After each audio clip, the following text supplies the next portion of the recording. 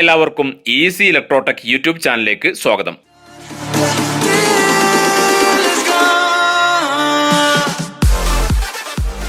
One G മുതൽ 5G വരെയുള്ള വ്യത്യസ്ത മൊബൈൽ ടെക്നോളജികളെ കുറിച്ചാണ് ഈ വീഡിയോയിലൂടെ പറയുന്നത്.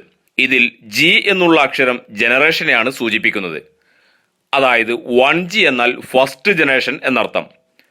1980 മുതൽ 90 കാലഘട്ടം വരെ ഉണ്ടായിരുന്ന ആദ്യകാല വയർലെസ് സെല്ലുലാർ ടെക്നോളജിയാണ് first generation of mobile communication എന്നറിയപ്പെടുന്നത്. അപ്പോൾ എന്താണ് സെല്ലുലാർ ടെക്നോളജി അല്ലെങ്കിൽ സെല്ലുലാർ കൺസെപ്റ്റ്? ഒരു ലാർജ് ജോഗ്രഫിക്കൽ ഏരിയയെ ചെറിയ ചെറിയ ഏരിയകളാക്കി തിരിക്കുന്നു. ഇങ്ങനെയുള്ള ഓരോ ചെറിയ ജോഗ്രഫിക്കൽ ഏരിയയെ സെൽ എന്നാണ് അറിയപ്പെടുന്നത്. ഇങ്ങനെയുള്ള ഓരോ സെല്ലുകളിലും ബേസ് സ്റ്റേഷൻ അഥവാ ടവറുകൾ സ്ഥാപിച്ചുകൊണ്ടാണ് ഓരോ ചെറിയ ഏരിയകളിലും മൊബൈൽ കമ്മ്യൂണിക്കേഷൻ സാധ്യമാക്കുന്നത്. ഇങ്ങനെയുള്ള കമ്മ്യൂണിക്കേഷനാണ് സെല്ലുലാർ കമ്മ്യൂണിക്കേഷൻ എന്നതുകൊണ്ട് ഉദ്ദേശിക്കുന്നത്. സെല്ലുലാർ കൺസെപ്റ്റോട് കൂടിയ ഈ കമ്മ്യൂണിക്കേഷൻ ആയതുകൊണ്ടാണ് മൊബൈൽ ഫോണുകളെ ചിലപ്പോൾ സെൽഫോണുകൾ എന്നും വിളിക്കാറുള്ളത്. സെല്ലുലാർ കമ്മ്യൂണിക്കേഷന് മുമ്പുള്ള മൊബൈൽ കമ്മ്യൂണിക്കേഷൻ കാലഘട്ടത്തെ പ്രീ സെല്ലുലാർ എറ എന്നാണ് അറിയപ്പെടുന്നത്. പ്രീ സെല്ലുലാർ കാലഘട്ടത്തിൽ വളരെ ഉയർന്ന പവറോടുകൂടിയ സിംഗിൾ ട്രാൻസ്മിറ്റർ ഉപയോഗിച്ചിട്ടാണ് വലിയ ഒരു ജോഗ്രഫിക്കൽ ഏരിയയിൽ മൊബൈൽ കമ്മ്യൂണിക്കേഷൻ നടത്തിയിരുന്നത്. എന്നാൽ സെല്ലുലാർ കമ്മ്യൂണിക്കേഷനിൽ അതിനു പകരം ധാരാളം ലോ പവർ ട്രാൻസ്മിറ്ററുകളാണ് ഓരോ സെല്ലുകളിലും ഉപയോഗിക്കുന്നത്. 1G കാലഘട്ടത്തിൽ വിവിധ രാജ്യങ്ങളിലായി വ്യത്യസ്ത സ്റ്റാൻഡേർഡുകളോടുകൂടിയ സെല്ലുലാർ കമ്മ്യൂണിക്കേഷൻ ആരംഭിച്ചിരുന്നു. അതിൽ ഏറ്റവും പോപ്പുലർ ആയിട്ടുള്ള 3 പ്രധാനപ്പെട്ട സ്റ്റാൻഡേർഡുകൾ ഈ പറയുന്നവയൊക്കെയാണ്. ഒന്ന് AMPS, അതായത് അഡ്വാൻസ്ഡ് മൊബൈൽ ഫോൺ സിസ്റ്റം. ഇത് യുണൈറ്റഡ് സ്റ്റേറ്റ് ഓഫ് അമേരിക്കയിലാണ് ഡെവലപ്പ് ചെയ്തത്. രണ്ടാമത്തേത് NMT, നോഡിക് മൊബൈൽ ടെലിഫോണി. ഇത് നോഡിക് കൺട്രീസിലാണ് ഡെവലപ്പ് ചെയ്തത്. മൂന്നാമത്തെ മറ്റൊരു സിസ്റ്റമാണ് TACS, total access communication system. UK-യിൽ ഡെവലപ്പ് ചെയ്ത ഈ സിസ്റ്റം യൂറോപ്യൻ കൺട്രീസിലാണ് ഉപയോഗിച്ചിരുന്നത്. ഇനി നമുക്ക് ഫസ്റ്റ് ജനറേഷന്റെ പ്രത്യേകതകൾ എന്തൊക്കെയാണെന്ന് മനസ്സിലാക്കാം. പ്രധാനമായും വോയിസ് കോൾ സർവീസസ് മാത്രമേ ഫസ്റ്റ് ജനറേഷൻ ഫോണുകളിൽ ലഭ്യമായിരുന്നുള്ളൂ. 1G-യിൽ വോയിസ് ട്രാൻസ്മിഷൻ നടത്തിയിരുന്നത് അനലോഗ് സിഗ്നലുകളായിട്ടായിരുന്നു. ഇന്നത്തെ പോലെ ഡിജിറ്റൽ കമ്മ്യൂണിക്കേഷൻ അന്ന് ആരംഭിച്ചിട്ടില്ലായിരുന്നു. അനലോഗ് സിഗ്നലുകളായ ശബ്ദ തരംഗങ്ങളെ ഒരു റേഡിയോ ഫ്രീക്വൻസിയുടെ സഹായത്തോടുകൂടി FM അഥവാ ഫ്രീക്വൻസി മോഡുലേഷൻ വഴിയാണ് ട്രാൻസ്മിഷൻ നടത്തിയിരുന്നത്. FDMA, അതായത് ഫ്രീക്വൻസി ഡിവിഷൻ മൾട്ടിപ്പിൾ ആക്സസ് എന്ന ഒരു ടെക്നിക്ക് ഉപയോഗിച്ചുകൊണ്ടായിരുന്നു ഓരോ യൂസേഴ്സിനും ഫ്രീക്വൻസി സ്പെക്ട്രത്തെ വിവിധ ബാൻഡുകളായിട്ട് ഷെയർ ചെയ്തിരുന്നത്. ഇനി നമുക്ക് 1G-യുടെ ലിമിറ്റേഷൻസ് എന്തൊക്കെയാണെന്ന് നോക്കാം. അനലോഗ് സിഗ്നലുകളായിരുന്നതുകൊണ്ട് തന്നെ വോയിസ് ക്വാളിറ്റി മോശമായിരുന്നു. Large phone size, poor battery life, ഉപഭോക്താക്കളുടെ കോളുകൾ ആർക്കും ചോർത്താൻ പറ്റുന്നത് കൊണ്ട് തന്നെ ഡാറ്റ സെക്യൂരിറ്റി ഇല്ലാത്തത്, റോമിംഗ് ഫെസിലിറ്റി ലഭ്യമല്ലാത്തത്, പുവർ ഹാൻഡ് ഓഫ്, അതായത് ഒരു സെൽ ടവറിന്റെ കീഴിൽ നിന്നും ഒരു മൊബൈൽ ഫോൺ അടുത്ത സെൽ ടവറിന്റെ കീഴിലേക്ക് പോകുമ്പോൾ കോള് ഡ്രോപ്പ് ആവാനുള്ള സാധ്യത വളരെ കൂടുതലായിരുന്നു 1G-യിൽ. ഇതൊക്കെ തന്നെ 1G-യുടെ പോരായ്മകളായിരുന്നു. 1G-യുടെ സ്പീഡ് 2.4 kbps മാത്രമായിരുന്നു. ഇനി നമുക്ക് സെക്കൻഡ് ജനറേഷനെ കുറിച്ച് മനസ്സിലാക്കാം. 1991-ൽ ഫിൻലൻഡിലാണ് second generation of cellular communication system ആരംഭിക്കുന്നത്. ആദ്യമായി ഡിജിറ്റൽ സിഗ്നലുകൾ ഉപയോഗിച്ചുകൊണ്ട് ട്രാൻസ്മിഷൻ തുടങ്ങിയത് 2G-യിലാണ്. ഈ കാലഘട്ടത്തിൽ അന്നുണ്ടായിരുന്ന പ്രധാനപ്പെട്ട 3 സ്റ്റാൻഡേർഡുകൾ ഏതൊക്കെയാണെന്ന് നോക്കാം. ഒന്ന് GSM, അതായത് global system for mobile communication. ഇത് അമേരിക്കയിലാണ് ഡെവലപ്പ് ചെയ്തത്. രണ്ടാമത്തെ മറ്റൊരു സ്റ്റാൻഡേർഡാണ് DAMS, അതായത് digital advanced mobile phone system. ഈ സ്റ്റാൻഡേർഡ് ഫസ്റ്റ് ജനറേഷനിൽ ഉണ്ടായിരുന്ന AMS അനലോഗ് സിസ്റ്റത്തിന്റെ ഡിജിറ്റൈസ്ഡ് വേർഷൻ ആണ്. ഇതിനെ IS-136 എന്നും പറയാറുണ്ട്. CDMA ടെക്നോളജി അടിസ്ഥാനമാക്കിയിട്ടുള്ള മൂന്നാമത്തെ മറ്റൊരു സിസ്റ്റമാണ് CDMA1 ഓർ IS-95 എന്നത്. ഇന്ററിം സ്റ്റാൻഡേർഡ് 95 എന്നതാണ് IS-95ന്റെ പൂർണ്ണരൂപം. ഇനി നമുക്ക് സെക്കൻഡ് ജനറേഷന്റെ ഫീച്ചേഴ്സ് എന്തൊക്കെയാണെന്ന് മനസ്സിലാക്കാം. ആദ്യമായി ഡിജിറ്റൽ സിഗ്നലുകൾ ഉപയോഗിച്ചുകൊണ്ട് ട്രാൻസ്മിഷൻ ആരംഭിച്ചത് 2G-യിലാണ്. അതായത് അനലോഗ് ട്രാൻസ്മിഷനിൽ നിന്നും ഡിജിറ്റൽ ട്രാൻസ്മിഷനിലേക്ക് മാറി. ഫസ്റ്റ് ജനറേഷനിൽ ഓരോ ഉപഭോക്താവിനും ഓരോ ഡെഡിക്കേറ്റഡ് ഫ്രീക്വൻസി ചാനലിലൂടെയായിരുന്നു കമ്മ്യൂണിക്കേഷൻ നടത്താൻ പറ്റിയിരുന്നത്. എന്നാൽ സെക്കൻഡ് ജനറേഷനിൽ ഓരോ ഫ്രീക്വൻസി ചാനലിനെയും വീണ്ടും ടൈം സ്ലോട്ടുകളായിട്ട് ഡിവൈഡ് ചെയ്ത് മൾട്ടിപ്പിൾ യൂസേഴ്സിന് കമ്മ്യൂണിക്കേഷൻ നടത്താൻ പറ്റിയത് കൊണ്ട് തന്നെ കൂടുതൽ ഉപഭോക്താക്കളെ ലഭ്യമായ ഫ്രീക്വൻസി സ്പെക്ട്രത്തിൽ ഉൾക്കൊള്ളിക്കാൻ കഴിഞ്ഞു. GSM സ്റ്റാൻഡേർഡിൽ ടൈം ഡിവിഷൻ മൾട്ടിപ്പിൾ ആക്സസ് എന്ന മൾട്ടിപ്പിൾ ആക്സസിംഗ് ടെക്നോളജിയും CDMA സ്റ്റാൻഡേർഡിൽ കോഡ് ഡിവിഷൻ മൾട്ടിപ്പിൾ ആക്സസിംഗ് ടെക്നോളജിയുമാണ് ഉപയോഗിച്ചിരിക്കുന്നത്.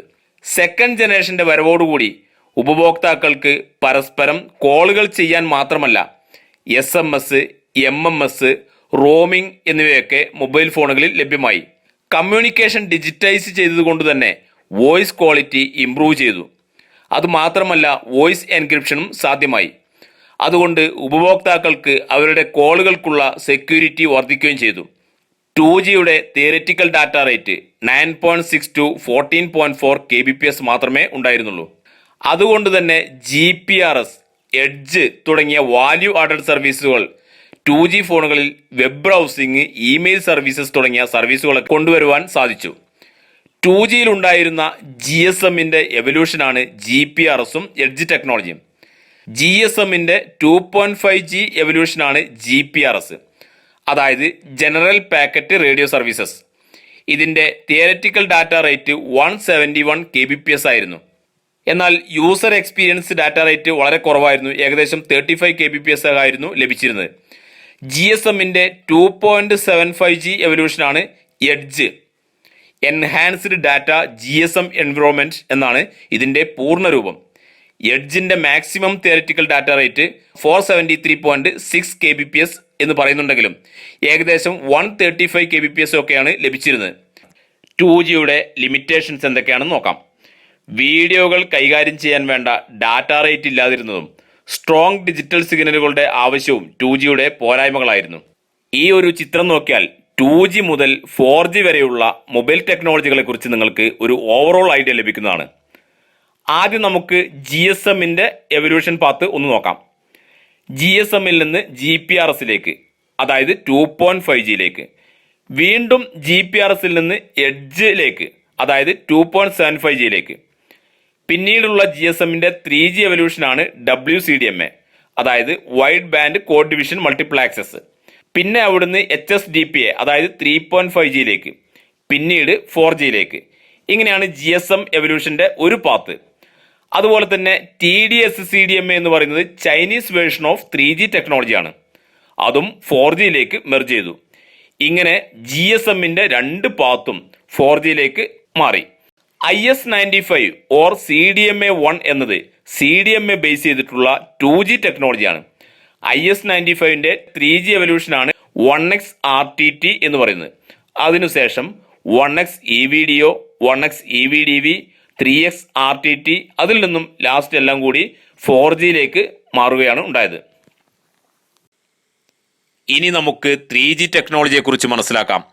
2000-ലാണ് 3G ടെക്നോളജി ആരംഭിക്കുന്നത്. IMT 2000, അതായത് ഇന്റർനാഷണൽ മൊബൈൽ ടെലികമ്മ്യൂണിക്കേഷൻ 2000 മാനദണ്ഡങ്ങളാണ് 3Gയിൽ പാലിക്കപ്പെടേണ്ടത്. ആദ്യത്തെ 3G സ്റ്റാൻഡേർഡായ WCDMA, അതായത് wide band code division multiple access or UMTS, universal mobile telecommunication system, world wide ആയിട്ട് 90% ഉപയോഗിച്ചിരുന്നത്. ഇതിൻ്റെ പീക്ക് ഡാറ്റ റേറ്റ് 384 kbps ആണ്. WCDMAയുടെ ഡാറ്റ റേറ്റ് ഇൻക്രീസ് ചെയ്യാൻ വേണ്ടി വന്ന 3Gയുടെ ആഡ് ഓൺ സർവീസസ് ആയിട്ടുള്ള സ്റ്റാൻഡേർഡുകളാണ് HSDPA, high speed downlink packet access, HSUPA, high speed uplink packet access, HSPA+ എന്നീ ടെക്നോളജികൾ. HSDPAയും HSUPAയും കമ്പൈൻ ചെയ്തിട്ട് HSPA എന്നാണ് അറിയപ്പെടുന്നത്. ഇത് 3.5G ടെക്നോളജികളാണ്. എന്നാൽ കുറച്ചുകൂടി ഡാറ്റ റേറ്റോട് കൂടിയ HSPA+ 3.75G ആയിട്ടാണ് അറിയപ്പെടുന്നത്. അതിൻ്റെ theoretical data rate 1.8 to 20 Mbps ആണ്. ഈ പറഞ്ഞ സ്റ്റാൻഡേർഡുകൾ ഒക്കെ തന്നെ GSMന്റെ എവല്യൂഷനാണ്. എന്നാൽ CDMA ബേസ് ചെയ്തിട്ടുള്ള 3G സ്റ്റാൻഡേർഡുകളാണ് CDMA 2000 or 1X RTT എന്ന് പറയുന്നത്. ഇതിൻ്റെ maximum theoretical data rate 384 kbps ആണ്. പിന്നീടുള്ള CDMA 2000ന്റെ എവല്യൂഷൻസ് ആണ് 1X EVDOയും 1X EVDVയും. പാക്കറ്റ് സ്വിച്ചിങ് എന്ന ടെക്നിക്കാണ് ഡാറ്റ ട്രാൻസ്ഫർ ചെയ്യാൻ വേണ്ടി 3Gയിൽ ഉപയോഗിക്കുന്നത്. അടുത്തതായി 3Gയുടെ അഡ്വാൻറ്റേജസ് എന്തൊക്കെയാണെന്ന് നോക്കാം. 3G സിസ്റ്റം ഉപഭോക്താക്കൾക്ക് ഒരുപാട് ഫെസിലിറ്റീസ് നൽകി. അതായത് ലാർജ് സൈസുള്ള ഇമെയിൽസ് സെൻഡ് ചെയ്യാനും റിസീവ് ചെയ്യാനും സാധിച്ചു.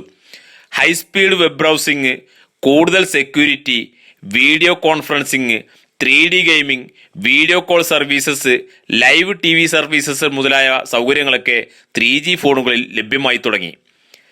തേർഡ് ജനറേഷനിലാണ് സ്മാർട്ട് ഫോണുകൾ ഇറങ്ങാൻ തുടങ്ങിയത്. സെൽ കപ്പാസിറ്റി വളരെയധികം കൂടി. ബ്രോഡ്ബാൻഡ് സർവീസ് ആയതോടുകൂടി ലോഡിംഗ് എന്നൊന്നും കാണിക്കാതെ ബഫറിംഗ് ഫ്രീ വെബ് ബ്രൗസിംഗ് സാധ്യമായി. 2.5 ജനറേഷനിൽ 3 മിനിറ്റുള്ള ഒരു MP3 ഫയൽ ഡൗൺലോഡ് ചെയ്യണമെങ്കിൽ അരമണിക്കൂർ എടുക്കുന്ന സ്ഥാനത്ത് 3Gയിൽ 1.5 മിനിറ്റിനുള്ളിൽ ഡൗൺലോഡ് ചെയ്യാൻ സാധിച്ചു. 3Gയുടെ ഡ്രോബാക്സ് എന്തൊക്കെയാണെന്ന് നോക്കാം. 3G ലൈസൻസ് കിട്ടാൻ ഒരുപാട് ചെലവ് വന്നിരുന്നു. അതുപോലെ തന്നെ പുതിയ ഇൻഫ്രാസ്ട്രക്ചർ നിർമ്മിക്കാനും പുതിയ 3G എക്യുപ്മെന്റ്സ് ഇൻസ്റ്റാൾ ചെയ്യാനും ഹൈ ഫ്രീക്വൻസി ബാൻഡ് വിഡ്ത്ത് ആവശ്യമുള്ളതുകൊണ്ടും വളരെ ഉയർന്ന മുതൽ മുടക്ക് വരുന്നത് കൊണ്ട് തന്നെ 3G സർവീസുകളും വളരെ എക്സ്പെൻസീവ് ആയിരുന്നു. സ്മാർട്ട് ഫോണുകളുടെ ആവിർഭാവത്തോടുകൂടി 3G ഫോണുകളുടെ സൈസും വിലയും വർദ്ധിച്ചു. 2009 ലോകത്തിൽ ആദ്യമായി 4th generation of mobile communication ആരംഭിക്കുന്നത്. 4Gയിൽ അടിസ്ഥാനപരമായി 2 സ്റ്റാൻഡേർഡുകളാണ് ഉള്ളത്. അതിൽ ഒന്നാണ് LTE, അതായത് ലോങ് ടേം എവല്യൂഷൻ. രണ്ടാമത്തെ മറ്റൊരു സ്റ്റാൻഡേർഡാണ് അല്ലെങ്കിൽ ടെക്നോളജിയാണ് WiMAX. WiMAX IEEE ആണ് ഡെവലപ്പ് ചെയ്തത്. ഹൈ ഡാറ്റ റേറ്റോട് കൂടിയ ബ്രോഡ്ബാൻഡ് സർവീസസ് മാത്രമേ WiMAX നൽകിയിരുന്നുള്ളൂ. റെഗുലർ ആയിട്ടുള്ള മൊബൈൽ സർവീസസ് ഒന്നും WiMAX ടെക്നോളജിയിൽ ഇല്ലായിരുന്നു. LTE ടെക്നോളജിയിൽ 100 Mbps ഡൗൺലിങ്ക് സ്പീഡും 50 Mbps അപ്ലിങ്ക് സ്പീഡുമാണ് വാഗ്ദാനം ചെയ്യുന്നത്. LTEയുടെ 4.5G എവല്യൂഷനാണ് LTEA, അതായത് LTE അഡ്വാൻസ്ഡ് എന്നറിയപ്പെടുന്നത്. LTEA വാഗ്ദാനം ചെയ്തിരുന്ന maximum theoretical data rate 1 Gbps ആണ്. എന്നാൽ യൂസർ എക്സ്പീരിയൻസ് സ്പീഡ് ഇതിനേക്കാളും വളരെയധികം കുറവായിരിക്കും. അത് പല ഘടകങ്ങളെയും ആശ്രയിച്ചിരിക്കും. അതായത് ഒരു സെല്ലിൽ ആ സമയത്ത് ഉപയോഗിച്ചു കൊണ്ടിരിക്കുന്ന ഉപഭോക്താക്കളുടെ എണ്ണം, ചാനൽ കണ്ടീഷൻ, എത്ര ബാൻഡ് വിഡ്ത്താണ് നെറ്റ്വർക്ക് വഴി ലഭിക്കുന്നത് എന്നതിനെയൊക്കെ ആശ്രയിച്ചിരിക്കും. വോയിസ് അടക്കമുള്ള എല്ലാ സർവീസുകളും പാക്കറ്റുകളായിട്ടാണ് അയക്കുന്നത്. ഒന്നുകൂടി വ്യക്തമായി പറഞ്ഞാൽ ഇന്റർനെറ്റ് വഴി പാക്കറ്റുകളായിട്ടാണ് വോയിസും ഡാറ്റയും ഒക്കെ ട്രാൻസ്ഫർ ചെയ്യപ്പെടുന്നത്. VoLTE സപ്പോർട്ട് ചെയ്യുന്ന ഫോണുകളിൽ HD ക്വാളിറ്റിയോടുകൂടിയുള്ള വോയിസ് കോൾ ലഭിക്കുന്നതാണ്. 4Gയിൽ ഡൗൺലിങ്കിന് വേണ്ടി OFDM, orthogonal frequency division multiple എന്ന ആക്സസിംഗ് ടെക്നോളജിയും, അപ്ലിങ്കിന് SCFDM, single carrier frequency division multiple accessing ടെക്നോളജിയുമാണ് ഉപയോഗിക്കുന്നത്. ഇനി നമുക്ക് 4Gയുടെ അഡ്വാൻറ്റേജ് എന്തൊക്കെയാണെന്ന് നോക്കാം. 4th ജനറേഷൻ ടെക്നോളജിയിൽ വളരെ ഉയർന്ന ഡാറ്റ റേറ്റ് ആണ് ഓഫർ ചെയ്യുന്നത്. അതുകൊണ്ട് തന്നെ കൂടുതൽ മൾട്ടിമീഡിയ സർവീസസ് ഒക്കെ ലഭിക്കാൻ തുടങ്ങി. അതായത് വീഡിയോ കോൾ ചെയ്യാനും ഫുൾ HD വീഡിയോകൾ പ്ലേ ചെയ്യാനും ലൈവ് 4K TV സർവീസസ് പോലുള്ള സൗകര്യങ്ങളൊക്കെ ഫോണുകളിൽ ലഭിച്ചു. വളരെ ഉയർന്ന സെക്യൂരിറ്റിയും ഹൈ ക്വാളിറ്റി ഓഫ് സർവീസസും 4G വാഗ്ദാനം ചെയ്തു. ക്വാളിറ്റി ഓഫ് സർവീസസ് എന്നതുകൊണ്ട് ഉദ്ദേശിക്കുന്നത്, ഒരു ഉദാഹരണം പറഞ്ഞാൽ, ഒരു യൂട്യൂബ് വീഡിയോ കാണുമ്പോൾ ആ വീഡിയോ ഫയലിൻ്റെ പാക്കറ്റ് ഡാറ്റകൾ കൃത്യസമയത്ത് എത്തിച്ചേരാതെ വന്നാൽ, അതായത് ഡിലേ വന്നാൽ വീഡിയോ സ്ട്രീമിംഗ് കൃത്യമായി നടക്കുകയില്ല. എന്നാൽ 4Gയിൽ ഇങ്ങനെയുള്ള പ്രോബ്ലംസ് ഒഴിവാക്കാനുള്ള ടെക്നോളജികൾ ഉപയോഗിക്കുന്നത് കൊണ്ട് ഒരു ഗുഡ് യൂസർ എക്സ്പീരിയൻസ് ആണ് ലഭിക്കുന്നത്. High quality of services 4G വാഗ്ദാനം ചെയ്യുന്നത് കൊണ്ട് ഉപഭോക്താക്കളുടെ ആവശ്യത്തിനനുസരിച്ച് ഏത് സമയത്തും എവിടെയും 4G സേവനങ്ങൾ ലഭിക്കുന്നതാണ്. 3Gയുമായി താരതമ്യം ചെയ്യുമ്പോൾ കൂടുതൽ സെക്യൂരിറ്റി, കൂടുതൽ ഡാറ്റ റേറ്റ്, കൂടുതൽ സബ്സ്ക്രൈബേഴ്സ് കപ്പാസിറ്റി ഇവയൊക്കെ 4Gയിൽ ലഭിക്കുന്നു. 3Gയെ അപേക്ഷിച്ച് 4Gയിൽ കോസ്റ്റ് പെർ ബിറ്റ് വളരെ കുറവാണ്. അതായത് കുറഞ്ഞ റേറ്റിൽ വളരെ നല്ല ഡാറ്റ പ്ലാനുകളൊക്കെ ലഭിക്കുന്നു. ഇനി 4Gയുടെ ചില അപ്ലിക്കേഷൻ ഏതൊക്കെയാണെന്ന് നോക്കാം. Mobile web access, IP telephony, gaming services, HD mobile TV, video conferencing, 3D television, cloud computing മുതലായവ 4Gയുടെ ചില അപ്ലിക്കേഷൻസ് മാത്രമാണ്. ബാറ്ററി പെട്ടെന്ന് ഡ്രെയിനായി പോകുന്നതും വളരെ സങ്കീർണമായ ഹാർഡ്വെയറും 4G ടെക്നോളജി ഇംപ്ലിമെന്റ് ചെയ്യുമ്പോഴുള്ള പുതിയ എക്യുപ്മെന്റ്സിന്റെ ചെലവുമൊക്കെ 4Gയുടെ ഡ്രോബാക്കുകളായിരുന്നു. അടുത്തതായി 5Gയെ കുറിച്ച് മനസ്സിലാക്കാം. 5th generation of mobile network ടെക്നോളജിയാണ് 5G എന്നറിയപ്പെടുന്നത്. ചില രാജ്യങ്ങളിലൊക്കെ 5G ഓൾറെഡി വന്നു കഴിഞ്ഞു. 5Gക്ക് മുമ്പുള്ള വളരെ വ്യത്യസ്തമായ സർവീസുകളാണ് 5G ഓഫർ ചെയ്യുന്നത്. ഇൻ്റർനാഷണൽ ടെലികമ്മ്യൂണിക്കേഷൻ യൂണിയൻ, അതായത് ITUവിൻ്റെ തീരുമാനപ്രകാരം 5Gയുടെ സർവീസുകളെ അടിസ്ഥാനപരമായി മൂന്നായി തിരിക്കാം. ഒന്ന്, എൻഹാൻസ്ഡ് മൊബൈൽ ബ്രോഡ്ബാൻഡ് കമ്മ്യൂണിക്കേഷൻ, ഇതിനെ ചുരുക്കി EMBB എന്ന് വിളിക്കാം. രണ്ടാമത്തേത് ultra reliable and low latency communication, URLLC. മൂന്നാമത്തേത് massive machine type communication, MMTC. ഇവ ഓരോന്നും എന്താണെന്ന് നമുക്ക് നോക്കാം. Enhanced mobile broadband services focus ചെയ്യുന്നത് ഹൈ ബാൻഡ് വിഡ്ത്ത് ആവശ്യമുള്ള സർവീസുകളാണ്. ഉദാഹരണമായി പറഞ്ഞാൽ streaming HD videos, virtual reality, augmented reality മുതലായവ ഈ ഒരു കാറ്റഗറിയിൽപ്പെടുന്നു. 5G സ്പെസിഫിക്കേഷൻ പ്രകാരം തിയററ്റിക്കലി 20 Gbps ഡൗൺലിങ്ക് സ്പീഡും 10 Gbps അപ്ലിങ്ക് സ്പീഡുമാണ് ടാർഗറ്റ് സ്പീഡായിട്ട് പറയുന്നത്. ഇത്രയും ഉയർന്ന ഡാറ്റ റേറ്റ് ലഭിക്കുന്നത് വളരെ ഉയർന്ന ഫ്രീക്വൻസി ബാൻഡ് ഉപയോഗിക്കുന്നത് കൊണ്ടാണ്. രണ്ടാമത്തെ കാറ്റഗറിയാണ് ultra reliable and low latency communications. ഇത് ഫോക്കസ് ചെയ്യുന്നത് വളരെ ഉയർന്ന റിലയബിലിറ്റി ആവശ്യമുള്ളതും ലേറ്റൻസി സെൻസിറ്റീവ് ആയിട്ടുള്ളതും, അതായത് ഡിലേ ഒന്നും കൂടാതെ പ്രവർത്തിക്കേണ്ട റിയൽ ടൈം സർവീസുകളായ ഓട്ടോണമസ് വെഹിക്കിൾസ്, അതായത് driverless vehicles, health care, industrial automation പോലെയുള്ള റിമോട്ട് മാനേജ്മെൻറ്റ് ആവശ്യമുള്ള കാര്യങ്ങളാണ് ഈ ടൈപ്പ് സർവീസ് കൊണ്ട് ഉദ്ദേശിക്കുന്നത്. 5Gയുടെ ലേറ്റൻസി പറയുന്നത് 1 millisecond ആണ്. മൂന്നാമത്തെ കാറ്റഗറിയാണ് മാസീവ് മെഷീൻ ടൈപ്പ് കമ്മ്യൂണിക്കേഷൻ, അതായത് MMTC. ഇത് വളരെയധികം കണക്ഷൻ ഡെൻസിറ്റി ആവശ്യമുള്ള സർവീസുകളായ smart building, smart metering, smart cities പോലുള്ള IoT ബേസ്ഡ് സർവീസുകളാണ് നൽകുന്നത്. 5G സ്പെസിഫിക്കേഷൻ പ്രകാരം ഏകദേശം 1 million ഡിവൈസുകൾ ഒരു സ്ക്വയർ കിലോമീറ്റർ ഏരിയയിൽ കണക്ട് ചെയ്യാൻ കഴിയും. ഇനി നമുക്ക് 5G സ്പെക്ട്രത്തെക്കുറിച്ച് മനസ്സിലാക്കാം. 2 ഫ്രീക്വൻസി റേഞ്ചുകളാണ് 5G സപ്പോർട്ട് ചെയ്യുന്നത്. അതിൽ ഒന്ന് sub-6 GHz എന്നാണ് അറിയപ്പെടുന്നത്. സെക്കൻഡ് ബാൻഡിനെ മില്ലിമീറ്റർ വേവ് എന്നാണ് അറിയപ്പെടുന്നത്. ഫസ്റ്റ് ഫ്രീക്വൻസി ബാൻഡിനെ വീണ്ടും low band and mid band frequency എന്ന് ഡിവൈഡ് ചെയ്തിട്ടുണ്ട്. ഇങ്ങനെയുള്ള 3 ഫ്രീക്വൻസി ബാൻഡിലാണ് 5G വർക്ക് ചെയ്യുന്നത്. ലോ ബാൻഡ് ഫ്രീക്വൻസി 1 GHz കുറവായിരിക്കും. ഈ ഒരു ഫ്രീക്വൻസി ബാൻഡ് വളരെ നല്ല കവറേജ് ലഭിക്കുമെങ്കിലും സ്പീഡ് ഓഫ് ഡാറ്റ റേറ്റ് കുറവായിരിക്കും. എന്നാൽ മിഡ് ബാൻഡിൽ മോഡറേറ്റ് കവറേജ് ആണ് ലഭിക്കുന്നതെങ്കിലും ബാൻഡ് വിഡ്ത്ത് കൂടുതലുള്ളതുകൊണ്ട് പ്രീവിയസ് ജനറേഷനേക്കാളും സ്പീഡ് കൂടുതലായിരിക്കും. ഇപ്പോൾ പല രാജ്യങ്ങളിലും മിഡ് ബാൻഡ് 5G ആണ് ഉപയോഗിച്ചുകൊണ്ടിരിക്കുന്നത്. എന്നാൽ ട്രൂ 5Gയിൽ 1 Gbps സ്പീഡ് കിട്ടണമെങ്കിൽ മില്ലിമീറ്റർ വേവ്സ് ആണ് ഉപയോഗിക്കുന്നത്. മില്ലിമീറ്റർ വേവ്സിന് ഉയർന്ന ബാൻഡ് വിഡ്ത്ത് ഉള്ളതുകൊണ്ട് ഏറ്റവും ഉയർന്ന ഫാസ്റ്റ് ഇൻ്റർനെറ്റ് ലഭിക്കുമെങ്കിലും കുറഞ്ഞ ദൂരം ഏകദേശം 500 മീറ്ററിനുള്ളിൽ മാത്രമേ കവറേജ് കിട്ടുകയുള്ളൂ. അതുകൊണ്ട് മില്ലിമീറ്റർ ഉപയോഗിക്കുന്ന സെല്ലുകളെ സ്മോൾ സെൽസ് എന്നാണ് അറിയപ്പെടുന്നത്. ഇങ്ങനെയുള്ള സ്മോൾ സെൽസ് ഉപയോഗിക്കുന്നത് കൊണ്ട് മൊബൈൽ യൂസേഴ്സിന് ഹൈ സ്പീഡ് ഇൻ്റർനെറ്റ് ലഭിക്കുന്നതിന് വേണ്ടി ഒരു പർട്ടിക്കുലർ ഏരിയയിൽ 100 കണക്കിന് 1000 കണക്കിന് സെല്ലുകൾ ഉപയോഗിക്കേണ്ടതുണ്ട്. മില്ലിമീറ്റർ വേവ്സ് ആയതുകൊണ്ട് ആന്റിനയുടെ സൈസ് ഒക്കെ വളരെ ചെറുതായിരിക്കും. അതുകൊണ്ട് തന്നെ പോസ്റ്റിൻ്റെ മുകളിലും വീടുകളുടെ മുകളിലുമെല്ലാം ഇൻസ്റ്റാൾ ചെയ്യാവുന്നതാണ്. ഇനി 5Gയിൽ ഉപയോഗിക്കുന്ന വ്യത്യസ്ത ടെക്നോളജികളെക്കുറിച്ച് മനസ്സിലാക്കാം. അതിൽ ഒന്നാണ് മാസീവ് മൈമോ. മൈമോ എന്നതിൻ്റെ പൂർണ്ണരൂപം multiple input and multiple output എന്നാണ്. അതായത് ട്രാൻസ്മിറ്ററിലും റിസീവറിലും ഒന്നിലധികം ആന്റിനകൾ ഉപയോഗിക്കുന്ന രീതിയാണിത്. മൈമോ എന്നുള്ള ടെക്നോളജി ഒരു പുതിയ കൺസെപ്റ്റ് അല്ല. 4Gയിലും വൈഫൈയിലും മൈമോ ടെക്നോളജി ഉപയോഗിക്കുന്നുണ്ട്. 5Gയിൽ മാസീവ് മൈമോ ടെക്നോളജിയാണ് ഉപയോഗിക്കുന്നത്. ചിത്രത്തിൽ കാണുന്നത് പോലെ ധാരാളം ആന്റിനകളാണ് ഇതിൽ ഉപയോഗിക്കുന്നത്. ഇതുമൂലം സെൽ കപ്പാസിറ്റി വളരെയധികം കൂട്ടാൻ സാധിക്കുന്നു. 5Gയിൽ ഉപയോഗിക്കുന്ന മറ്റൊരു വയർലെസ് ടെക്നോളജിയാണ് ബീം ഫോമിംഗ്. ബീം ഫോമിംഗ് വഴി വയർലെസ് സിഗ്നലിനെ ഒരു സ്പെസിഫിക് ഡയറക്ഷനിലേക്ക് ഫോക്കസ് ചെയ്യുന്നു. സാധാരണഗതിയിൽ ട്രാൻസ്മിറ്ററുകളിൽ നിന്നും ആന്റിനകൾ വഴി ഇലക്ട്രോമാഗ്നറ്റിക് വേവ്സ് എല്ലായിടത്തും വ്യാപിച്ചിട്ടാണ് കമ്മ്യൂണിക്കേഷൻ നടത്താറുള്ളത്. എന്നാൽ ബീം ഫോമിങ്ങിലൂടെ ട്രാൻസ്മിറ്ററുമായി ബന്ധപ്പെട്ട ഒരു ഡിവൈസിലേക്ക് അല്ലെങ്കിൽ മൊബൈൽ ഫോണിലേക്ക് മാത്രമായി ഇലക്ട്രോമാഗ്നറ്റിക് വേവ്സിനെ ഫോക്കസ് ചെയ്യുന്ന രൂപത്തിൽ കമ്മ്യൂണിക്കേഷൻ നടത്താൻ പറ്റുന്നു. ബീം ഫോമിങ് പെട്ടെന്ന് മനസ്സിലാക്കാൻ വേണ്ടി ഒരു ഉദാഹരണം പറയാം.